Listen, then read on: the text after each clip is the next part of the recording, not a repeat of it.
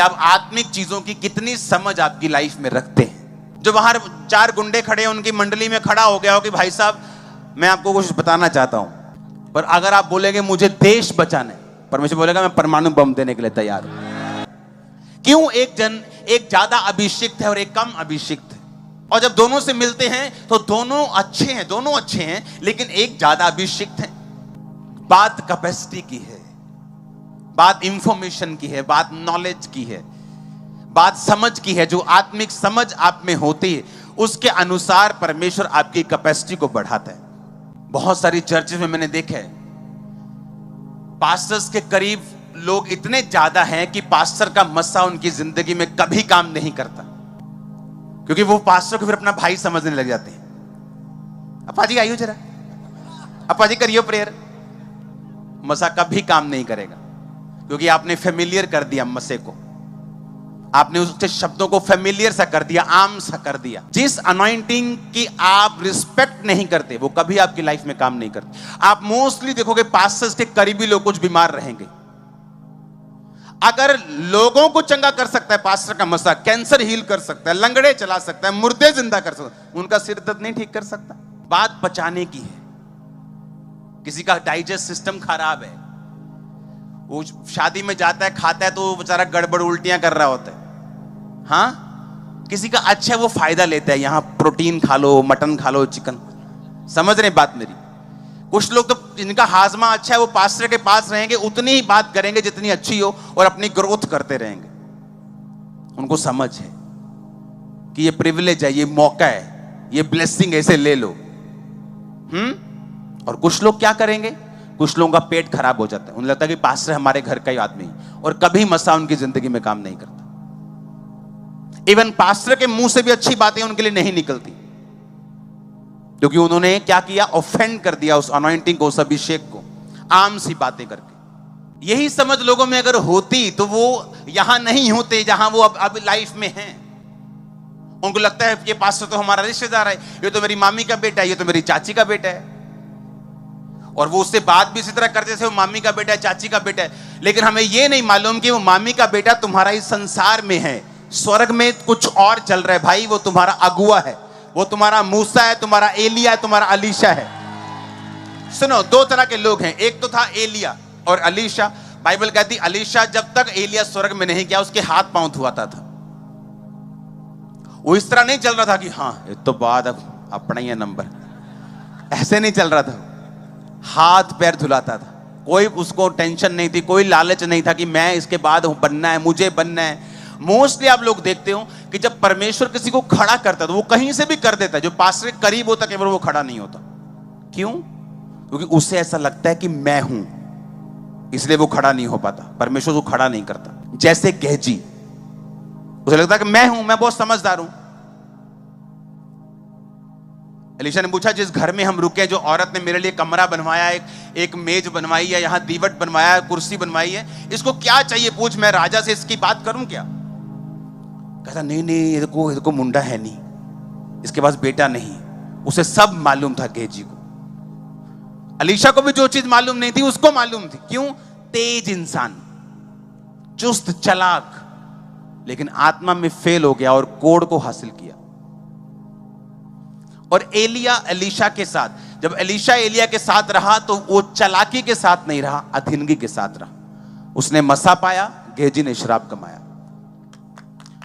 और दोनों सेम जगह पे थे। वो भी उसका असिस्टेंट था, वो भी उसका असिस्टेंट था। एलीशा एलिया का था, गेहजी एलीशा का था। एलीशा का जो डाइजेस्ट सिस्टम था वो मजबूत था। उसे मालूम था कि जो मैं हूं, जहां मैं मौजूद हूं, कि मान लो आपकी जो लोग, मान लो जो वेटर्स का काम करते हैं शादी के ऊपर, रोज शादी में जाने का मौका, अगर डाइजेस्ट सिस्टम सही है तो रोज अच्छा खाएंगे तो पचा लेंगे, अगर नहीं अच्छा है तो फिर मालूम है क्या होगा। हाँ, वही हाल आत्मिक दृष्टि से। अगर तो डाइजेस्ट सिस्टम अच्छा है, समझ है, अकल है, तो मालूम होगा कि जब परमेश्वर के दास के साथ मिलना है तो कैसे मिलना है, कितनी बात करनी है, कितनी जरूरी है, और किन शब्दों में करनी है, कितनी करनी है। यही समझ है जो वर्ड्स को रिलीज आपकी लाइफ के ऊपर करवाती है। क्योंकि परमेश्वर पक्षपात नहीं करता।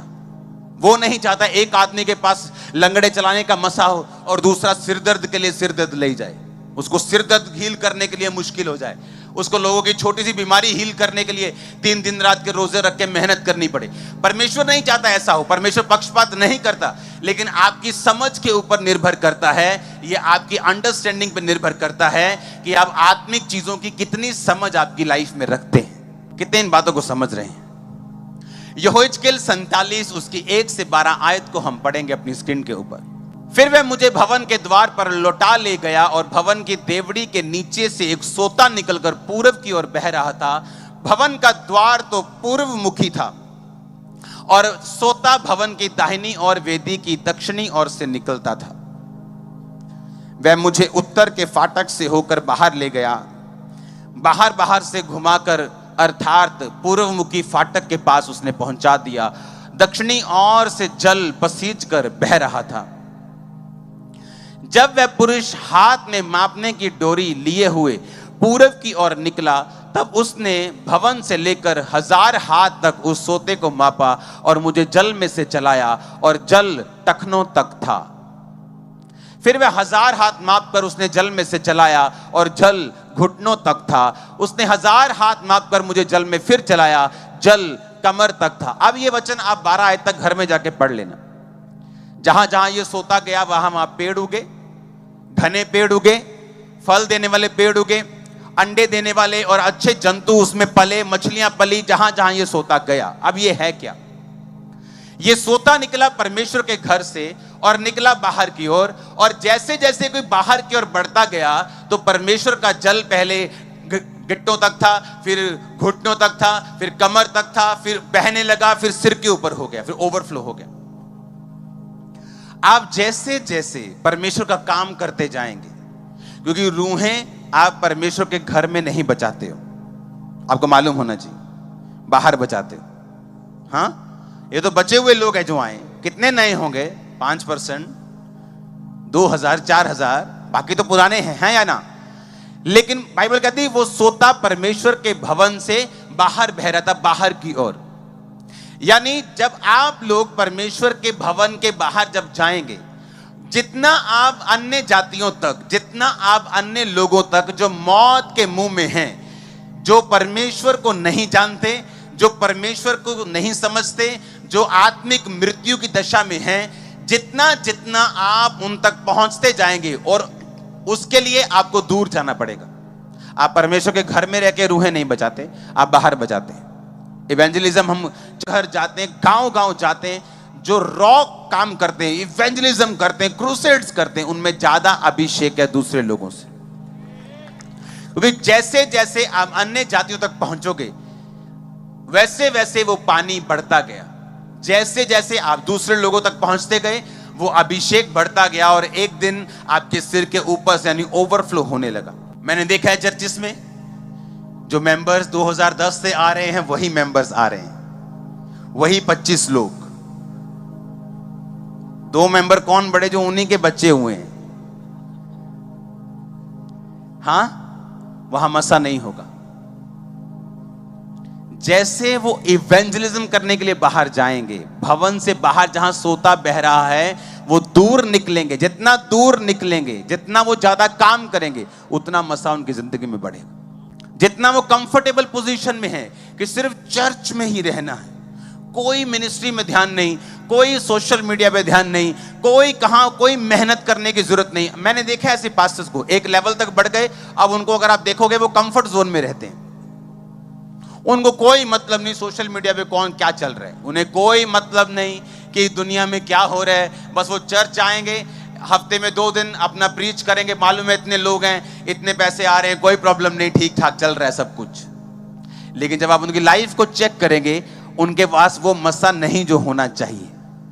रीजन क्या? कंफर्ट जोन में रह के, अपने कंफर्ट जोन में कि नहीं नहीं मैं तो सिर्फ यहीं जाऊंगी प्रीच करने, ना ना पानी ने छेड़ियां दे मुंडिया नु दसना, पानी उन्हें दसना की सोचूगे हूं। डर लगता है, जितना हम डरेंगे उतना पानी टखने तक, गिट्टों तक मसा है, लेकिन कहां तक? लेकिन कोई ऐसा है जो पूरे लास्ट तक जा रहा है, जो पीछे तक जा रहा है, जो वहां तक जा रहा है जहां तक कोई नहीं पहुंचा, जो नशेड़ियों से भी बात कर रहा है, भाई साहब तुझे मसीह की जरूरत है, जो दूसरे लोगों से भी बात कर रहा है, अपने दुश्मनों से भी बात कर रहा है, जो पूरा जोर लगा रहा है परमेश्वर के सुसमाचार को फैलाने के लिए, उनका मसा सिर के ऊपर तक। लोग प्रीच नहीं करते थे खुल के, प्रीच नहीं करते थे खुल के। उन्हें लगता कि हम प्रोसिक्यूशन के नीचे आ जाएंगे, हम सताव के नीचे आ जाएंगे अगर हम खुल के प्रीच करेंगे तो। इसीलिए मसा थोड़ा है, क्योंकि जैसे जैसे हम अनकंफर्टेबल जोन में जाएंगे, हम अपने कंफर्ट जोन से बाहर निकलेंगे तो मसा बढ़ेगा। नहीं तो मसा वही टखनों तक, वही घुटनों तक, बस लास्ट हद हो गई तो कमर तक, उसके ऊपर नहीं। क्योंकि उसके ऊपर जाने के लिए हमें कंफर्ट जोन से बाहर निकलना पड़ेगा। हमें रूहें बचाने के लिए वो बोना पड़ेगा जो पहले कभी नहीं बोया, वो काम करना पड़ेगा जो कभी नहीं किया, वहां जाना पड़ेगा जहां कभी नहीं गए। आमीन। कितने समझ रहे हैं इस बात को? आपके पास अगर इतना पैसा है और अगर आप सोशल मीडिया पे नहीं खर्चेंगे लोगों तक पहुंचने के लिए, तो उसका पैसे का क्या फायदा होगा? क्योंकि आज लोग टीवी पर कम बैठे हैं और सोशल मीडिया पे ज्यादा बैठे हैं। अगर आप लोगों तक घर घर नहीं जाएंगे, आप मेरी बात समझ रहे कि नहीं? क्यों मसा नहीं है लोगों के पास? कौन है यहां पे जो पिछले हफ्ते किसी नशेड़ी को स्पेशल वचन दे के आया हो?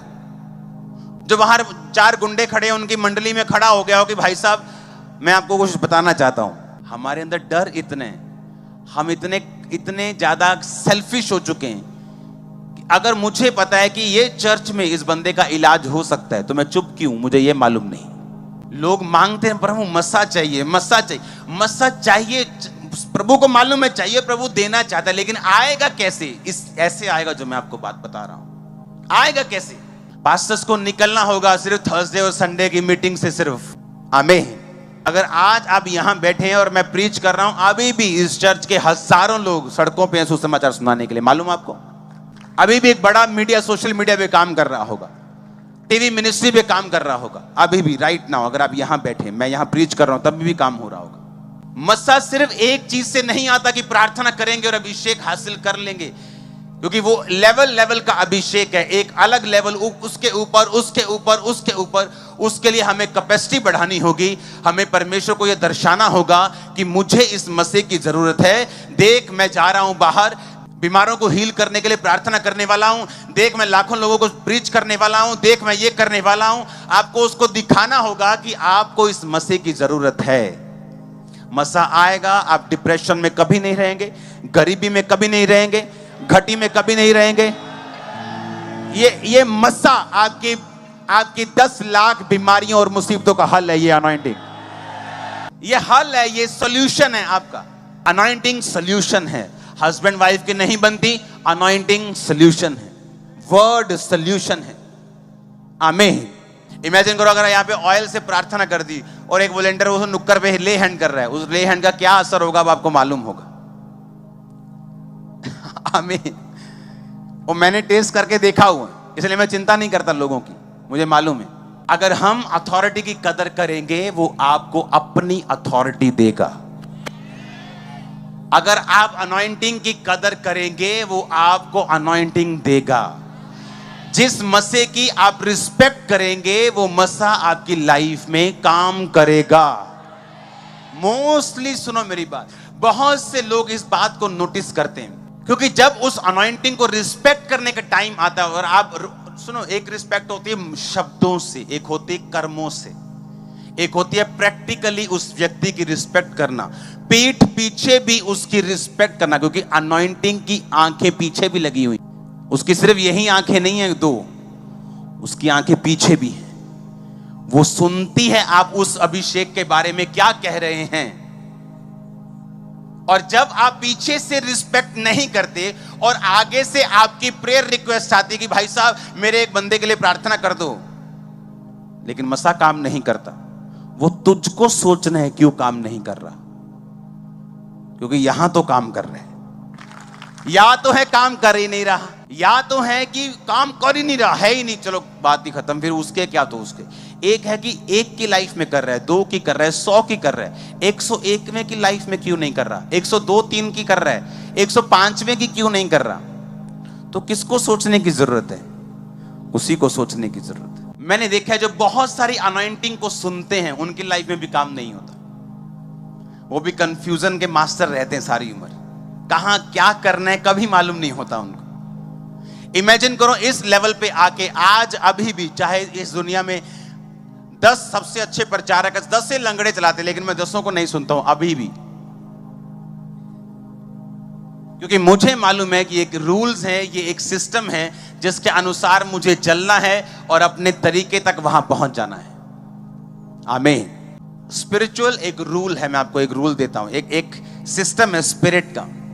अगर मान लो आप हीलिंग करना चाहते हैं और आप इंतजार कर रहे हैं कि एक दिन वरदान उतरेगा और मैं हीलिंग करूंगा, हीलिंग कभी शुरू नहीं हुई। पास्टर्स यहां बैठे हैं, आपको अगर किसी को हील करना है, आप आज से शुरू करोगे ले हैंड करना।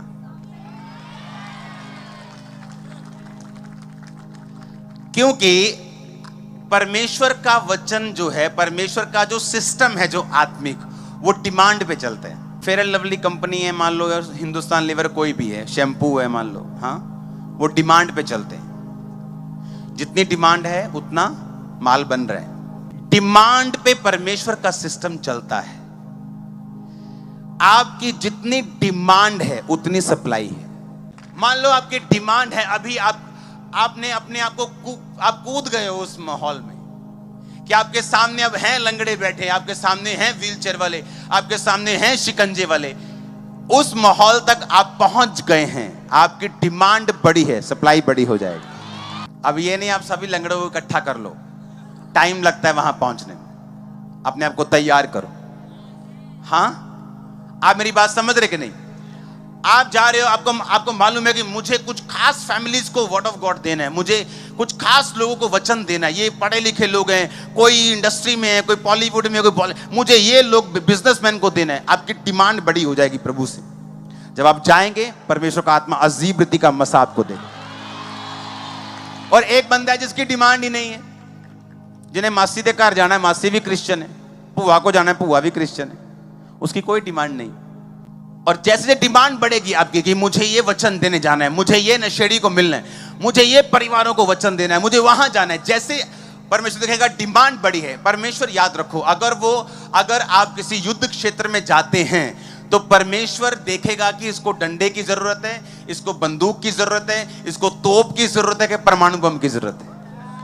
अगर आप 5 लोगों को बचाने जा रहे हैं तो वो आपको तोप नहीं देने वाला, वो आपको कहेगा डंडा ले जा, 5 शैतान मार देगा तू डंडे से। पर अगर आप बोलेंगे मुझे देश बचाना है, परमेश्वर बोलेगा मैं परमाणु बम देने के लिए तैयार हूं। और ये सारी चीजें बातों से नहीं होंगी, ये सारी चीजें शब्दों से नहीं होंगी, प्रभु मुझे देश बचाना है। नो, आपके कर्म बताएंगे। आपको क्या करना होगा? आपको कूदना होगा परमेश्वर के किंगडम में, अथॉरिटी के नीचे, मसीह की रिस्पेक्ट करते हुए खुद आपको कूदना होगा इस किंगडम में। जब आप कूद जाएंगे, वो आपको अकेला नहीं छोड़ेगा। आप वेट नहीं करेंगे कि मुझे पहले कुछ मिले तो मैं बाहर जाके दूं। आप बोलेंगे मैं जा रहा हूं प्रभु, मैं जा रहा हूं, तू देख ला की करना। कोई भी गिफ्ट है वो ऐसे काम नहीं करता। एक तो है कि फेक आपने कुछ प्रोफेसी देनी है, आप फेसबुक पे पढ़ के आओ, लोगों के प्रेयर रिक्वेस्ट पढ़ के आओ, मार दो 2-4 चीजें, वो अलग चीज है। लेकिन अगर आपको रियल प्रोफेटिक देना है, अगर मैं आपके बीच में जाऊं, आपको मालूम मुझे क्या करना है? मुझे अपनी स्पिरिट के ऊपर भार डालना पड़ता है, प्रेशर डालना पड़ता है। आप समझ रहे मेरी बात? ये रियल प्रोफेटिक करने का तरीका है। आप फेक और जो ओरिजिनल उसको आसानी से पहचान सकते हो अगर आप आत्मिक हो और आपको तरीके मालूम हो। आपको वर्शिप में कई बार जाना पड़ता है, आपको प्रेशर देना पड़ता है, क्योंकि परमेश्वर का राज्य में कैसे प्रवेश करेंगे? बलपूर्वक। जहां आप बल नहीं लगाएंगे, मान लो आप हीलिंग के लिए प्रेयर कर रहे हैं, आपके अंदर से अगर आप नुचड़ नहीं गए तो हीलिंग नहीं होगी। कुछ लोग बोलते हैं कि बड़ी हीलिंग नहीं होती, आपको मैं बाहर से दिखता हूं चमकदार, लेकिन जब हीलिंग के लिए प्रेयर होती है, अंदर से पसीना और बाहर से भी पसीना, जोर स्पिरिचुअल। हाँ, कि आपको मालूम है कि कुछ रिलीज करवाना है, जब तक आप प्रेशर नहीं देंगे स्पिरिट पे, वो रिलीज नहीं होगा। अगर आप कंफर्टेबल हैं, पास्टर्स बहुत कई कंफर्टेबल, आराम से चंगा कर दे प्रभु, कुछ नहीं होगा, मैं आपको बता रहा हूं, कुछ नहीं होगा, मैं बता रहा हूं आपको अंदर से परमेश्वर के ऊपर सब डिमांड का प्रेशर देना होगा उससे निकालने के लिए। सुना मेरी बात, परमेश्वर के पास लाखों लोग चल रहे हैं। परमेश्वर ने कहा किसी ने मुझे टच किया, चेले कहते प्रभु सब टच कर रहे हैं तेरे को, किसी ने डिमांड से टच किए। कि टच तो प्रेयर तो बहुत कर रहे हैं, लेकिन एक प्रेशर। आप मेरी बात समझ रहे कि नहीं? मैं क्यों चला गया हूं आज इस चीज से? हालेलुया। आज तो विश्वासी भी ऊपर का वचन सुन रहे। आप समझ रहे मेरी बात को? ये सारी चीजें असली हैं, ये सारी चीजें ओरिजिनल। अगर आपको दुष्ट आत्मा से आजाद होना है, आप सिंपली बोल गए प्रभु मुझे आजाद कर, मैं दुखी हूं, आप कभी फ्री नहीं हो सकते। आपको प्रेशर देना है दुष्ट आत्मा के ऊपर, फायर से। आपको अंदर से एक जगाना होता है सिस्टम कि परमेश्वर इसको मेरे जीवन से दूर कर, इसे फ्री कर मुझे।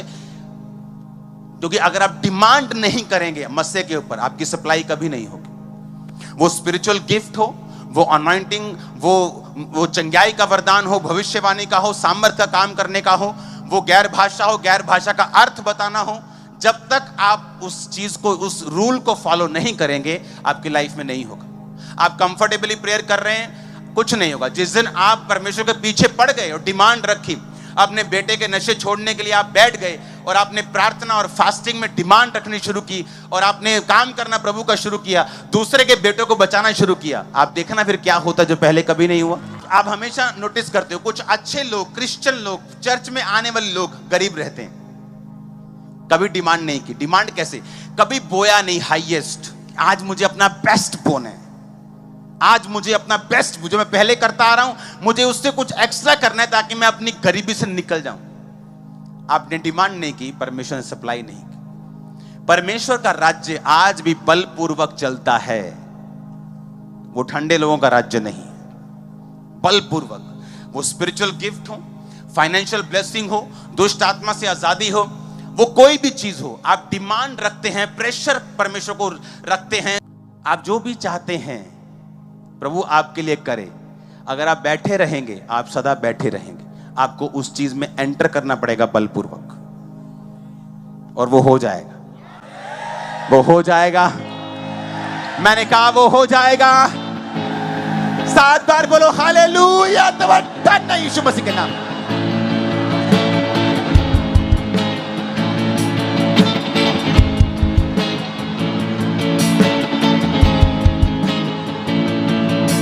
आमीन। आज का वचन आपको सदा याद रहने वाला है और ये आपके लिए ब्लेसिंग का कारण होगा यीशु मसीह के नाम में। आमीन। अब आज से आपको समझ आ गई कि आप युद्ध के मैदान में उतरेंगे और परमेश्वर आपको हथियार देगा। जिस लेवल के युद्ध पे उतरेंगे उसी लेवल का हथियार देगा। वो नहीं चाहता वो आपको जहां बंदूक की जरूरत है वहां आपको तोप दे, जहां तोप की जरूरत है वहां आपको डंडे दे। वो नहीं चाहता, वो आपको एग्जैक्ट देगा जो आपको चाहिए होगा। आपको डिमांड करनी आ गई, उसके बाद आपका कर्म, आपकी पवित्रता, आपकी प्रेयर, आपकी परमेश्वर में समझ, ये सारी चीजें साथ चलती। जब सारी चीजें साथ चलती हैं तो सारी चीजें इकट्ठी आती भी हैं।